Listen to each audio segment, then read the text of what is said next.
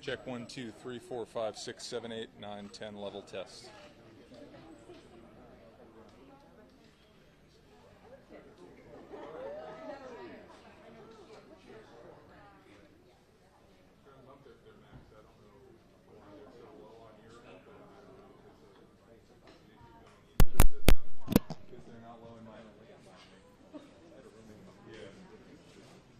Okay, if there's anything you can do on your end, try that because we're not lowering the camera, so. Okay. Yeah. All right, appreciate it. And that's going to direct as well, right? Cool, cool. Thanks very much.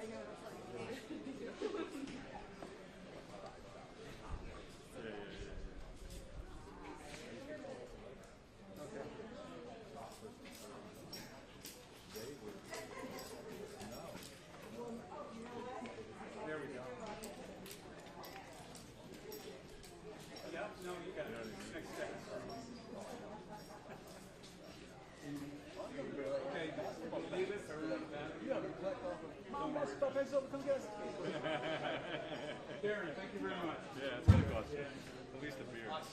Thanks. Won't be the first time. Huh? Won't be the first time. Yeah, I think it's in my crossing where You good, Jim? Oh, thanks.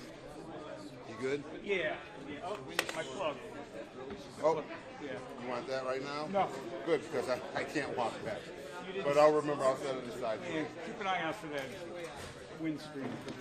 Yeah, I walked it like 3 times. I didn't see it, so.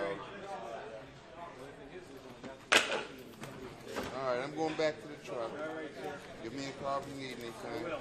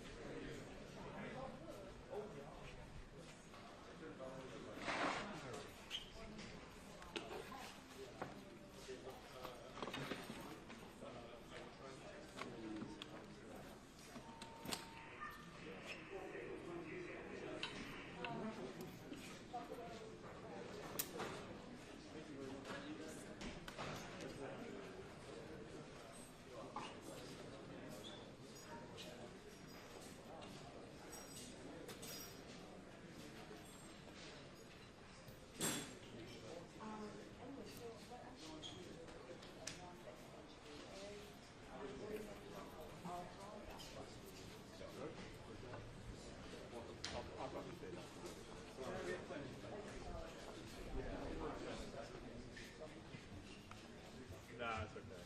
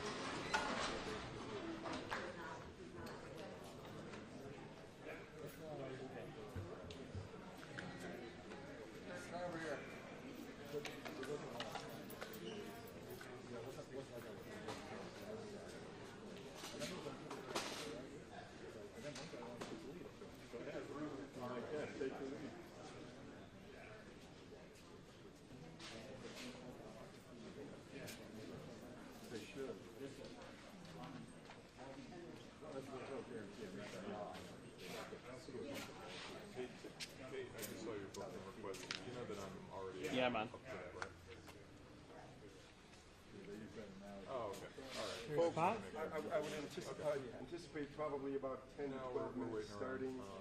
It's all important. Thank you, everybody, for migrating over. Appreciate it. Okay, just wanted to make sure I didn't miss When any we message start, about, for folks who are live streaming, Mayor Brown will open. must have responded to my letters. Police Commissioner Joseph Grimalia will speak second. Anticipate Erie County Sheriff John Garcia third. Then I would anticipate Governor Kathy Hochul. And after that, there may be one or two others. And once we're done going through the lineup, we'll open it up to Q&A. Again, thanks everybody for making your way over, and we'll start shortly, okay? Thank you.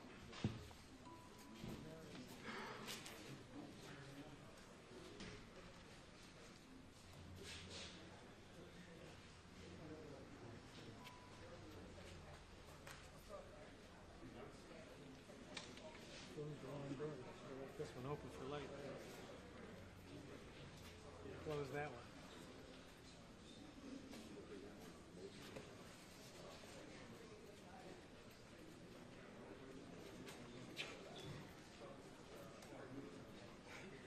Smart one. On the same side of the street, on the other side.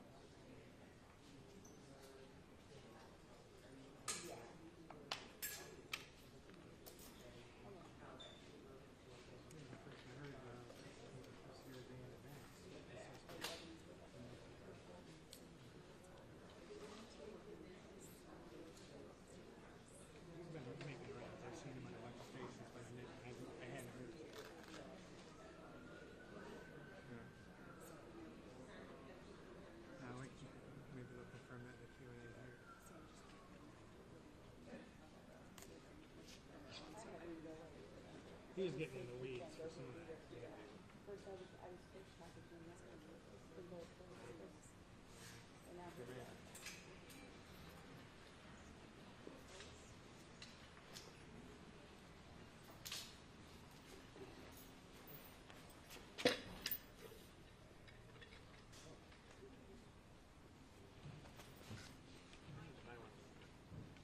You want to use this? You can.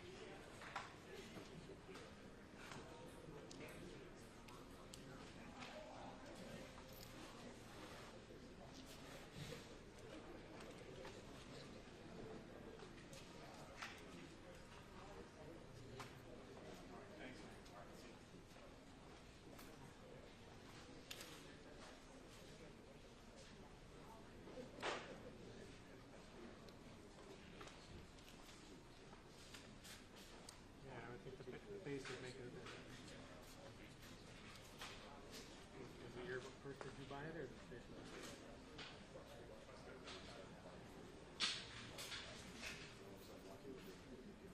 Is that for COVID?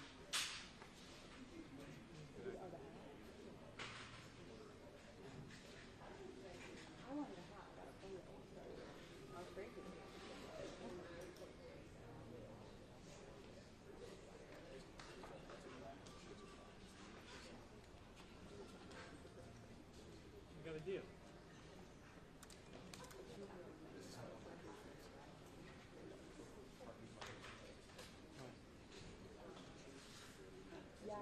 I've got the same. My sleeves are too small, and I'm certainly not a muscular guy, but I can get my arms through the dang jacket.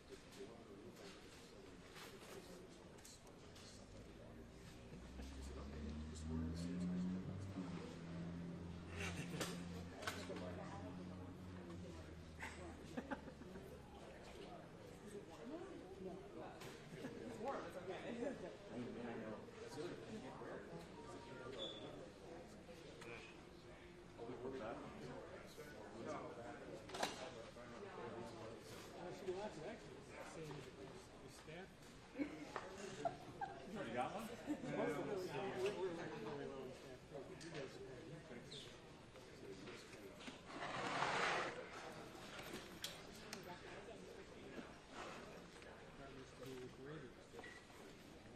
Everywhere.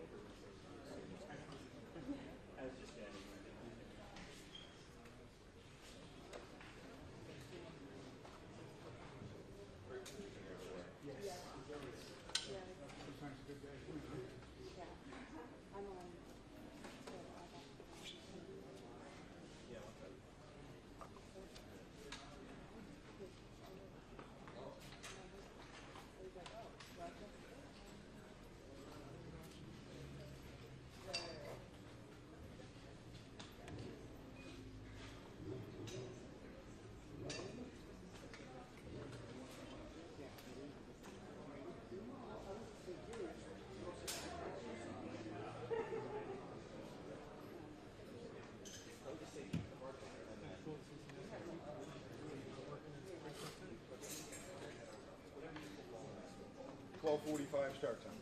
12:45.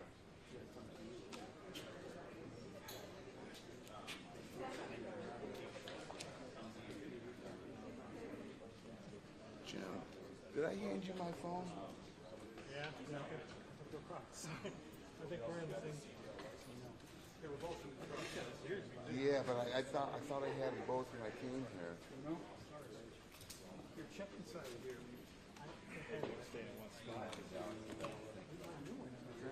Stay in one spot for now. All right.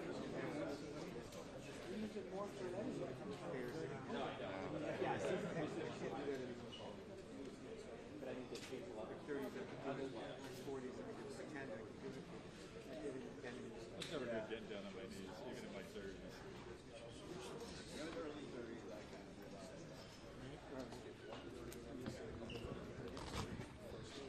The problem is the sound you make when you get up. The whole room is like. At my age, I'm afraid something else might happen. I got three of them. In a quiet room. We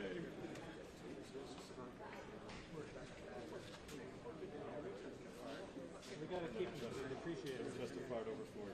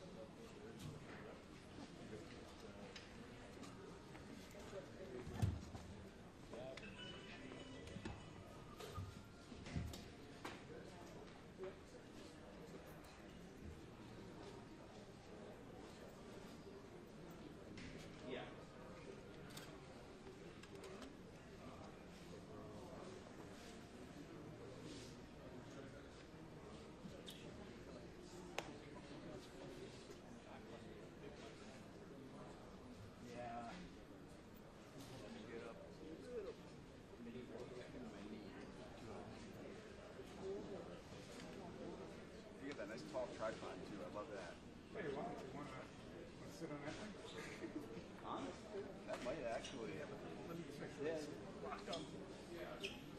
That's why I love pelicans. Oh, yeah. Shoot hockey. Thanks. I used to carry a little stool. Yeah. And then I realized that I can bring my pelican, and then I don't have to carry 2 bags. Yeah. Just sit on the pelican. Oh yeah. It's a little tight to your feet. It's nice to be able to have everything right there.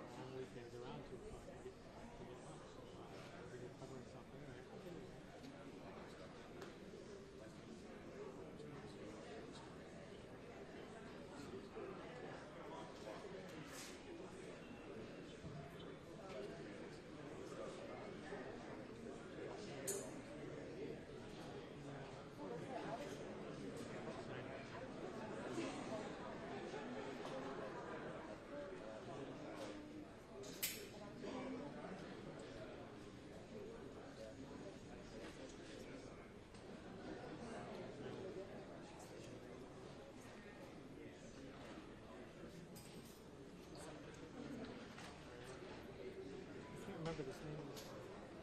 Former Buffalo teacher, really well known for the civil rights rates on the book.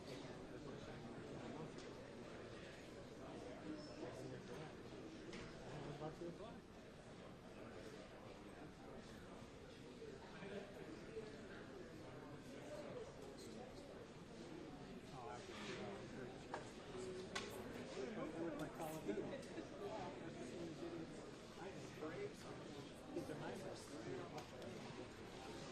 Here we go.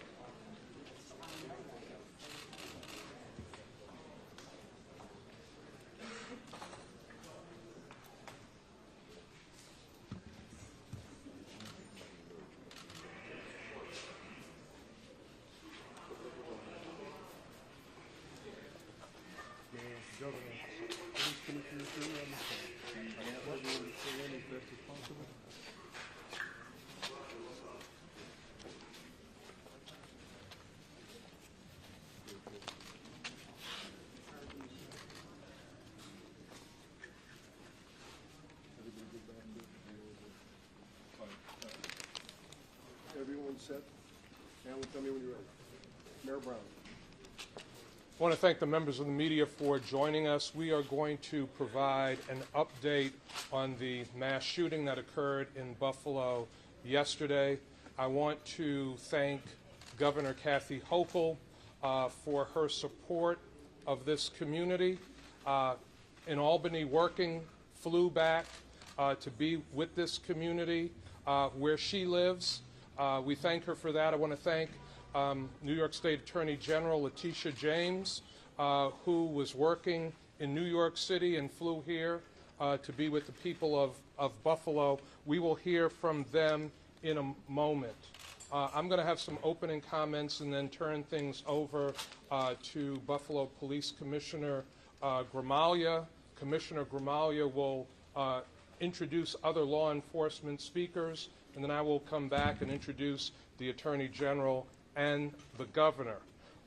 There have been many elected officials in the local community who have been active and involved with this horrible situation. We have received calls from elected officials, from business leaders, and others from all across the country and internationally as well. I want to recognize that Congressman Brian Higgins is with us. The U.S. Attorney for the Western District, Trini Ross, is with us. New York State Senator Tim Kennedy, who was on a trip with his family, flew back to be here in Buffalo, is with us. And South District Council Member Christopher Scanlon is with us. As I mentioned, we have heard from a lot of businesses locally and in other places that want to be helpful to the families that have experienced this horrible tragedy. Scott Beeler and West Her Automotive Group have pledged $300,000 for grief counseling and other services for the families of the 10 members of our community that lost their lives in this mass shooting. I want to thank Scott Beeler and West Her Automotive Group for that commitment. Zephyr and Cross Country Mortgage. Zephyr is a new company that will be opening in the city of Buffalo. They have committed $50,000 for the funeral expenses of the 10 members of our community that have lost their lives. All information about how those donations can be processed and how that support can be provided to the families can be accessed through the mayor's office by calling 716-851-4841.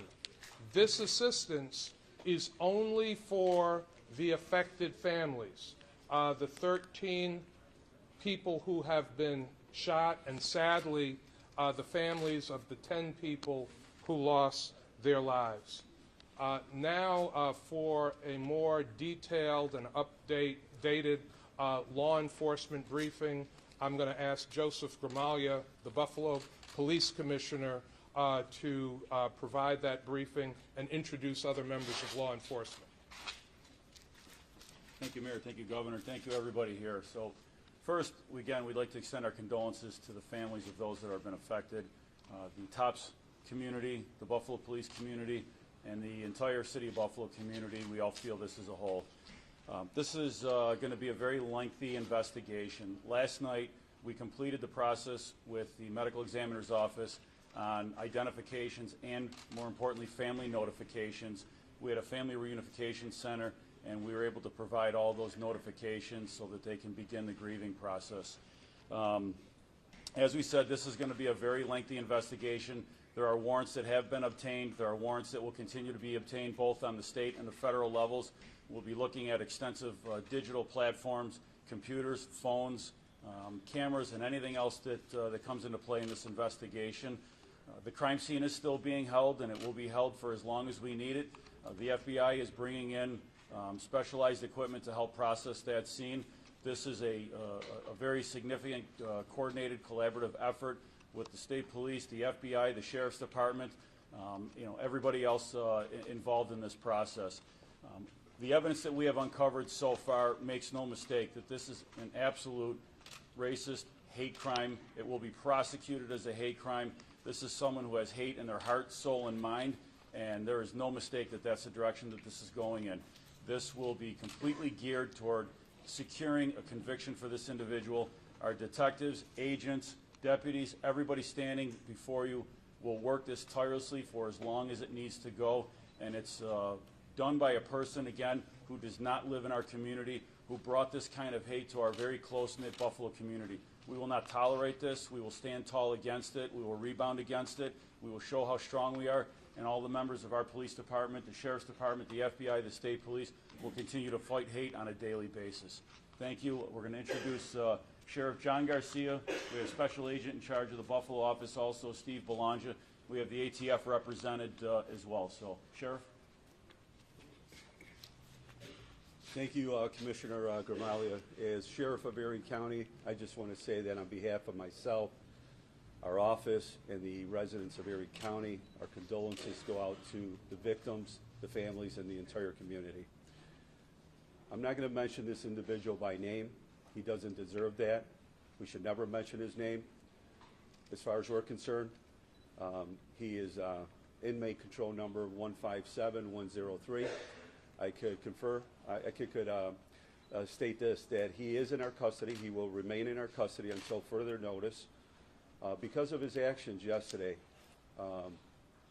taking the assault rifle and putting it under his chin, he's on suicide watch. So he's on direct observation from our deputies, video surveillance, and he is in a unit which is separated from all other incarcerated individuals. His travels throughout the facility will be by himself, and along with 2 deputies and a sergeant. And he will be treated as everyone else is treated within the Erie County Holding Center, humanely, with respect. And he will receive the correctional health and the mental health that is needed. I believe the narrative should be the actions taken yesterday by the Buffalo police officers, Erie County Sheriff's deputies, FBI agents, that this shooting started at approximately 2:30 p.m. And 5 hours later, this individual is in custody and arraigned and behind bars. The bravery by the Buffalo police officers to engage an individual with a vest, an assault rifle, with handguns, I could just not say enough about their actions. I can't say enough about our retired fellow colleague, Aaron Salter, who confronted this individual to save the lives of others. And may he rest in peace, Aaron Salter. We will move forward. This individual came from outside the community. This is not the city of good neighbors. Moving forward, as the mayor said, a lot of people have reached out to the mayor's office, as they have reached out to the Erie County Sheriff's Office, to see what they could do, how they could donate to the families, how they could pay for the funerals. This is what our community is all about. This is Buffalo. This is Erie County. Hate has no place in our county, in our state, in our nation. This was pure evil by one individual. And I know that this community is going to come together stronger than ever, more united than ever, because we are Buffalo and we are one. God bless the victims, their families, and this entire county. Thank you. Steve Belangio from the FBI. On behalf of the FBI, I'd like to offer my condolences once again to the families and the victims who were viciously attacked yesterday. The FBI continues to vigorously work this investigation from a federal perspective with all of our federal, state, and local partners. I'd like to give a shout out to the ATF, who's been an incredible partner from the beginning on this case at the federal level. We are receiving resources both locally and federally and from our headquarters to assist in this investigation, including from our evidence response unit at headquarters, along with our criminal investigative division, our counterterrorism division, and our victim services division. We continue to investigate this case as a hate crime, a federal hate crime, and as a crime perpetrated by a racially motivated violent extremist. If you have not seen it, the FBI has set up a tip line, and if anybody has information that could help with this investigation, we ask that you go to fbi.gov/buffaloshooting.com or fbi.gov/buffaloshooting. If you have any information, any video, anything like that that would assist the investigation. Thank you. Again, I want to thank law enforcement at every level, federal, state, Buffalo Police, Erie County Sheriff's Department, for their tremendous response. The Buffalo Police responded in less than 2 minutes after this incident began. And I want to say a special word of thanks to the Buffalo police officers, because if not for their swift response and courageous actions, more lives probably would have been lost yesterday. That is important to note. This individual came here with the expressed purpose of taking as many black lives as he possibly could. So the Buffalo Police saved a lot of lives yesterday. I want to thank them for that. Yesterday, as this was unfolding, one of the people that reached out was New York State Attorney General Letitia James. And not only did she reach out, but then very quickly, very shortly thereafter, got on a plane and flew here to be with our community and provide support and services. My pleasure to introduce our Attorney General. Thank you. Thank you, Mr. Mayor. I want to thank law enforcement this morning. I also want to thank the District Attorney and the Assistant United States Attorney General who will be prosecuting these cases. I want to thank D.A. Flynn and, of course, the Assistant United States Attorney General for the Western District, Ms. Trini Ross, for all that they are doing. I know that they will bring the full weight of the United States of America to bear justice and to bring justice on behalf of this community, which is in mourning right now, in pain, and in desperate need of healing. I had the opportunity to attend a number of churches this morning, and I heard about the victims. I heard about the senior citizen who planted trees on her block. I heard about the woman who just went to visit her husband in a nursing home and then stopped by at Tops to get something to eat. I heard about the young gentleman who worked in the office of Senator Kennedy, who survived, who was shot through the neck, and who God's basically spared his life. I heard about countless number of victims this morning. I held in my arms a young lady who worked at Tops, who was so afraid that she was about to die, who witnessed the bloodshed, who shaked and quivered in my arms this morning, who was afraid for her community, but afraid also for herself. This event will not define Buffalo. This event will bring Buffalo residents together. This event was committed by a sick, demented individual who has fueled a daily diet of hate. So let us now tamper down our comments, all of us. Let us make sure that we have standards in journalism. Let us make sure that we investigate social media, and my office will be focused on doing that, as we have been doing for the last few months. And let us come together as one, and let us put aside any differences, and let us all stand and remember the words of Dr. King, that love, only love, will overcome hate. Thank you, Mr. Mayor.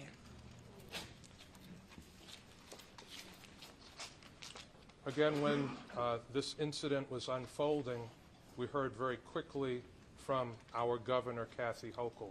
Governor was working in Albany and dropped what she was doing to get back to this community as quickly as possible. She has been a source of strength and support. It's my pleasure and privilege to introduce Governor Kathy Hochul. Thank you, Mayor, for demonstrating the leadership that our community needs at this time. You've been phenomenal in your approach and the passion, but also the intellect that you brought to this process, which begins with the healing process now. I also want to lend my voice to those who are just absolutely in awe of what the Buffalo Police Department did yesterday.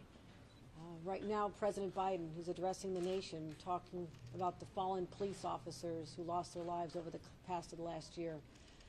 That knowledge is seared in my mind to know that these individuals put on a uniform every single day, as do law enforcement all over our state police officers, individuals in small towns and large. And they are so heroic with the time it comes, but they deserve our respect at all times. And I want to just give my gratitude to the Commissioner, to your members, as well as everyone who stepped up. I also want to thank our Attorney General. I have such confidence in her ability to bring the full weight of the law to bear in all cases involving hate crimes and other crimes. And I've just referred to her office a further investigation, working with our hate crimes task force to make sure that we ferret this out at all levels and continue working together, investigating this wherever it may happen. We don't know whether there's other people who are now going to be inspired, which is exactly what this cruel, depraved person intended. If you read the manifesto, he intended to make sure that other people would see what happened in real time here, so they would consider other acts as well. That's what has to shut down right now. And to listen to the FBI, hearing that there is now a website, the Buffalo shooting, that just sort of struck me. Now we're known as the place of the Buffalo shooting. We are so much more than that. This state is magnificent, but this is my hometown. People know I know this neighborhood. This is my community. These are my friends. So we will be known perhaps temporarily as the place of the Buffalo shooting, but I want our place in history to be the place of the last mass shooting in this country. And working together, we will achieve that. Bringing to bear all the resources we have, whether it's smarter gun laws in our nation, and I continue to call on Washington to do just some basic things like we've done here in the state of New York. I also call on the Supreme Court, which is actually considering rolling back some of the protections that we put in place here to protect New York citizens from gun violence. We encourage them to just leave the law alone, but we'll find out soon where they're headed. But also the social media platforms, those companies, we're going to be sitting down and having a conversation very soon about, are they doing everything they humanly can? Are they putting in place human intellect as well as algorithms to identify when this hate speech occurs? I also want to make a couple of announcements about the incredible support, the outpouring of support that has come to these families who we mourn. Our hearts break for them, but also people all over want to share their love with us as well. And so I was in contact with Reverend Al Sharpton, the head of the National Action Network. There's an office here in Buffalo. He wanted to make sure I told the community that they want to pick up all the funeral costs for these families. They want to make sure that they don't have these fraudulent GoFundMe sites that are often set up in these circumstances. And so we'll be getting information out about that incredibly generous offer, and we thank Reverend Al for that. Also, we want to make sure that our state resources are being deployed effectively. Our Office of Victim Services, I've identified $2 million that'll go directly to support these families and whatever they need, so that they'll be contacted by our members as well. We have counselors available 7 days a week. at our New York Project Hope Line, which is a phone number people can call if they just need to talk to somebody, if you don't want to go in person, if you just want to talk about what this has done to your sense of security, if you need that extra help from a mental health counselor. And also we have a separate fund that goes to communities that are affected by gun violence overall, communities that need that sense that they're going to be okay. And I want to make sure that all of our state resources are available for that as well. One last area that is also of concern to me is the access to food in this neighborhood. You know, we now have a food desert. So we are in touch with Uber and Lyft, and they have offered to take people from these zip codes if they need to go to a grocery store in another area, because a lot of people in this neighborhood, they walk to the grocery store. They don't have transportation. So to those families, we'll be reaching out and making sure the information is there on how to get access. And I thank Uber and Lyft for providing these resources, as well as I understand that this is a crime scene, but as soon as we can get this store open, available to the neighborhood, is going to be critically important to the well-being and the sense of getting back to normal. So I ask our law enforcement partners to understand that this community does not have a lot of options. This neighborhood does not have a lot of stores to go to. We want to make sure that their lives, the disruptions that the disruption of yesterday does not continue day after day. It was a constant reminder of what pain this community just endured. So I thank everyone. We're going to continue to be issuing information as we get it, but I want to thank the community for stepping up. This is what Buffalo does. This is what New York State does. We step up. And to anyone else, this is my last message, anyone else who dare break the security that every citizen is entitled to make them feel victimized, you've just picked a fight with 20 million New Yorkers. Because we will continue to stand up, because an attack on one is an attack on all. And this was no other way to describe it than white supremacy terrorism. It's racism, it's hatred, and it stops right here in Buffalo. This is the last stop you're going to have, because we are coming after you. Thank you. A couple of other points before we open up for questions. The governor mentioned crisis services and the importance of grief counselors. All of us went to church together this morning. The governor, Attorney General James, Congressman Higgins, Senator Kennedy, and I, and we got to see some of the grief that is in this community, some of the raw emotion and pain and anguish that people are feeling. Also available, Erie County Executive Poland Cars has set up grief counseling at the Johnny B. Wiley Athletic Center on Jefferson Avenue.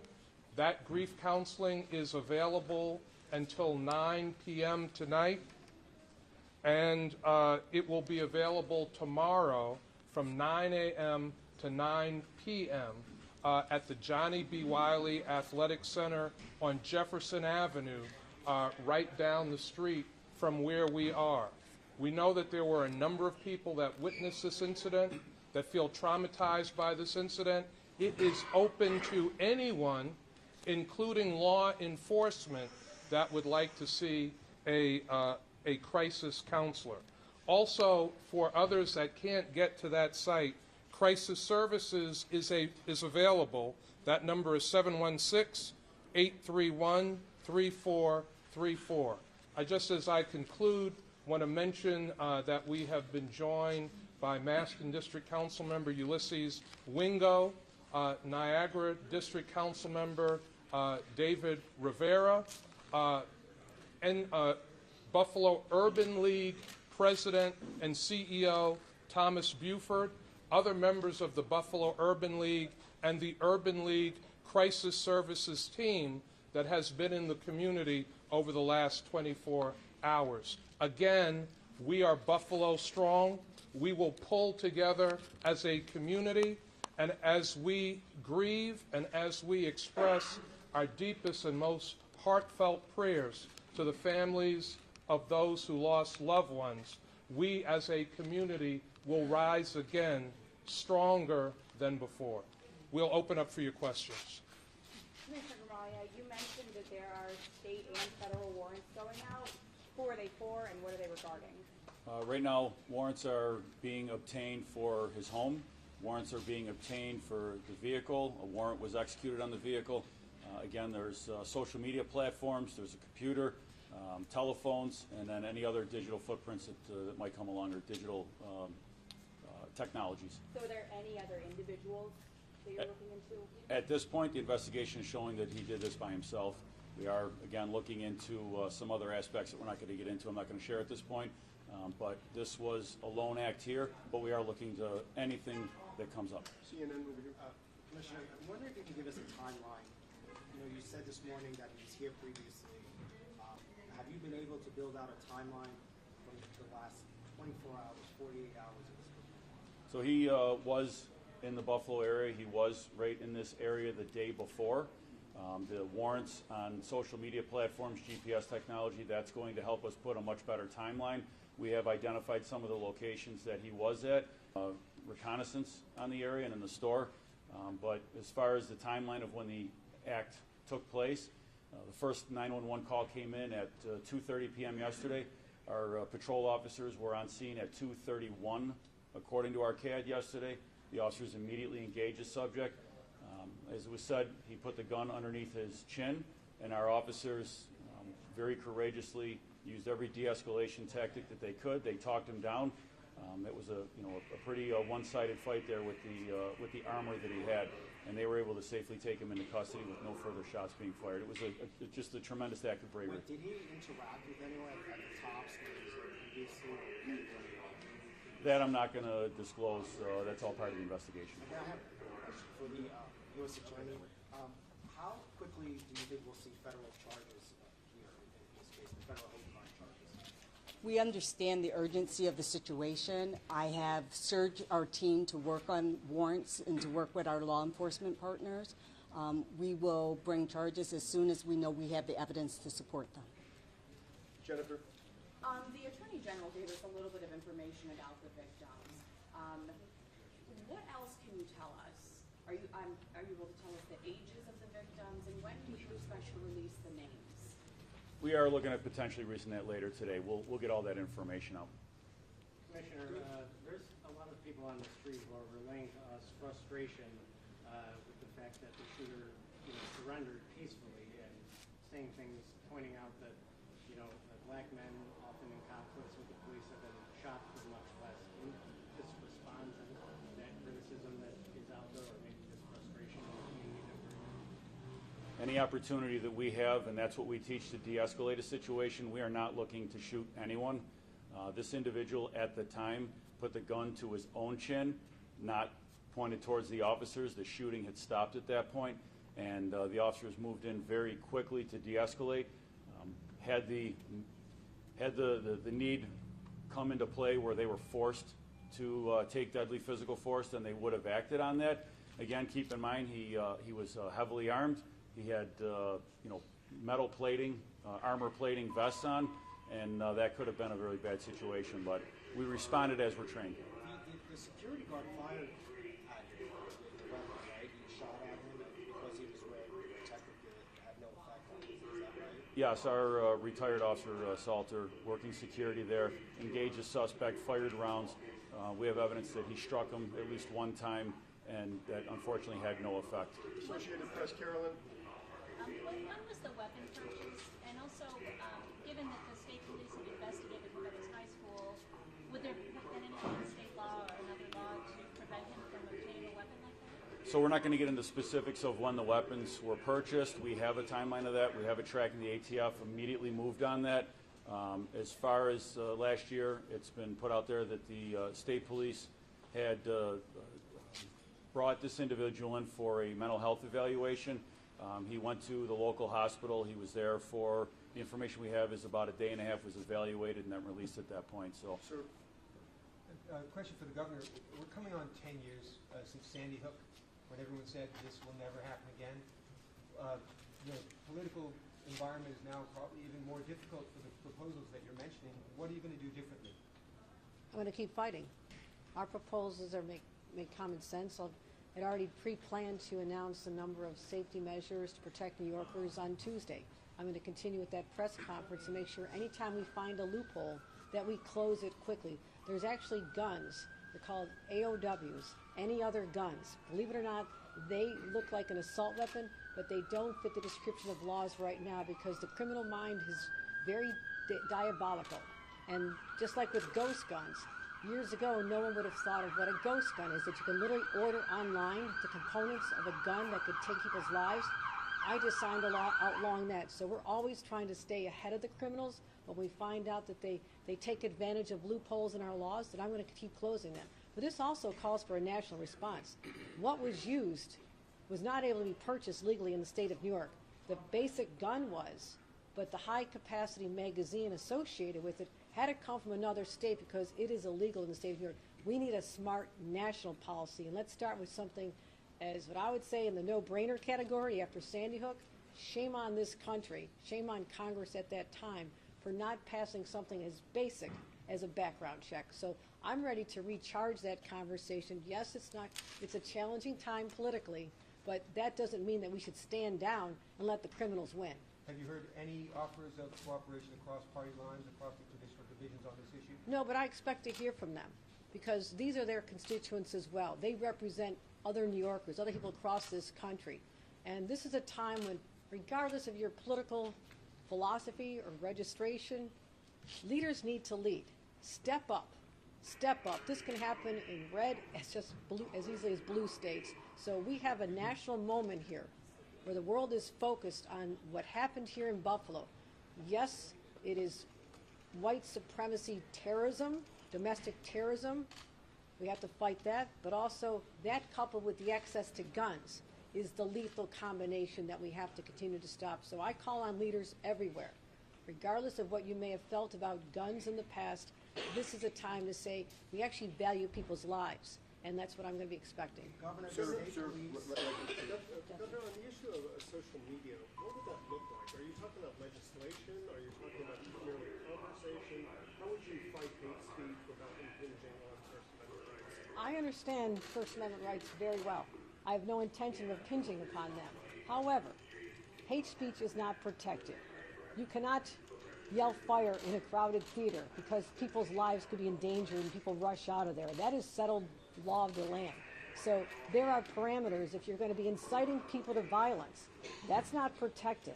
So we know the limitations on what our laws can do. I'm going to make sure we're protected at the state level, but also there is much more to do from the social media companies themselves. I want them to sit in a room, look me in the eye and tell me, have you done everything humanly possible to make sure that you are monitoring this content the second it hits your platform? And if you're not, then I'm going to hold you responsible. So prove to me that there's nothing else that can be done because they have a lot of resources, so don't tell me you can't afford this. There's a lot of technology. You know, monitoring aspects are important to us, as well as working with our state police officers as well in our federal department. Have you reached out to Twitch, to Discord, to those sorts of platforms to start these conversations? No, this literally happened less than 1 day ago. I assure you when I get back to Albany, their phones will ring. Governor, I need to follow up on this. The fact that this individual, we're now learning, was brought in, was questioned, the state police brought him in, there was a mental health evaluation, yet he was still able to get his hands on these weapons. Again, we're seeing signs and indications that there was perhaps something going on in this person's life, yet no one was able to stop it. How concerning is that? I'm very concerned about this. Obviously, this happened before I was governor, but I'm still going to find out what happened and when it happened and how we don't exactly know how all the weapon components were attained. As I mentioned, the most lethal part of the gun, the high-capacity magazine, was not legally purchased in the state of New York. So obviously a law was broken in order to either purchase that or to transport it across state lines. So we have a lot more information to find out. All right, 3 more questions right there. To follow up on that for the FBI, if this kid was brought in by state police and he was evaluated, he was making these comments online, did he slip through the cracks or was he on radar? This individual was not on the radar of the FBI, and to my knowledge, he was not on the radar beyond the incident with the state police that's been referenced. But he was on the radar of the state police, right? That's He was brought in. If I could speak to that real quick. I think this is an important. It is. So the individual was brought in for a mental health evaluation. He was evaluated and then he was released. As far as when we say on the radar, there was nothing picked up on the state police intelligence, nothing that was picked up on the FBI intelligence. Nobody called in, nobody called any complaints. You monitor any social media. There's a lot of people in this world that use social media. As the governor said, as the mayor said, social media companies have to be able to monitor keywords that might pick up on something that can then notify us. But anybody that might have been monitoring an individual social media also has a responsibility to notify law enforcement. Anytime any of these law enforcement agencies are notified that there might be something, we investigate it. And we can take it as far as we can take it, but at the very least, we'll put somebody on notice that we're aware of what they're saying. It may not be a violation of law, but we certainly like to make sure that they are put on notice by law enforcement. Are we good on this topic? Jennifer? This is for Governor Hochul. You had mentioned earlier, obviously high-capacity magazines are illegal in New York State. You had alluded to earlier, perhaps this may have come from Pennsylvania. Have you had any conversations with Governor Wolf or the Pennsylvania State Police? No, I mentioned Pennsylvania only because it is literally 10 minutes from the accused, the perpetrator's home, so I just mentioned Pennsylvania. I don't know that, I don't have evidence that it came from Pennsylvania, but I will say that is the reason why I established months ago a 9-state gun interdiction task force, because there is an iron pipeline of guns coming up from Tennessee, from Georgia. We trace them. I know exactly where they're coming from. They come in from Pennsylvania. Think about how easy this is. Someone wants to traffic in guns and lead them to the streets of the Bronx or Brooklyn or Buffalo or Rochester. All they have to do is go to a gun show in Pennsylvania or another state, load up their trunk with these weapons, whether it's the magazines or the weapons themselves, drive them up, try to evade interdiction, and to start selling them on our streets. That's why I have a gun task force where we're starting to share, for first time ever, between 9 states, all the information we're collecting about other activities. So we've already identified cases where guns are being trafficked here. We're talking to those states as well. So we'll find out, we'll know the origins of this particular, the component parts that led to the slaughter on the streets just a few blocks from here. But we have a larger problem than just that. These guns are coming and these parts are coming from all over the country into New York State. Is there a few questions left? Any for law enforcement? Yes, for law enforcement. You mentioned that there may have been some interaction between the suspect and the community in the days leading up to the shooting. Can you share any more details about what that sort of interaction may have looked like? So what I said is if there was interaction, I'm not going to confirm that there was or there wasn't. Then we will continue to investigate that. Our homicide detectives will engage in interviews. If someone out there believes that they spoke to this individual beforehand, please contact our department and come in and speak with our homicide detectives. Anything can help. Yes. Commissioner, you mentioned that he was here yesterday for reconnaissance. Was that the first time that you know of that he was here in Buffalo, or had he been here in the past? So it was the day before, on Friday. Yesterday was the day that the incident occurred. We have no knowledge, we have no information at all that he was here in Buffalo any time before this.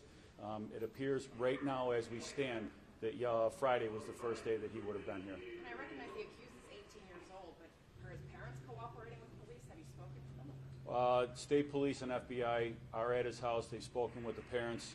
From what I've been told, they're absolutely distraught and devastated, cooperating, but as I said, the state police and FBI are handling that part of the investigation down in that part of the state. Commissioner, over here, follow up on the mental health. And sorry if I'm being dense, but just to be clear, so the mental health evaluation was related to the threat at the high school?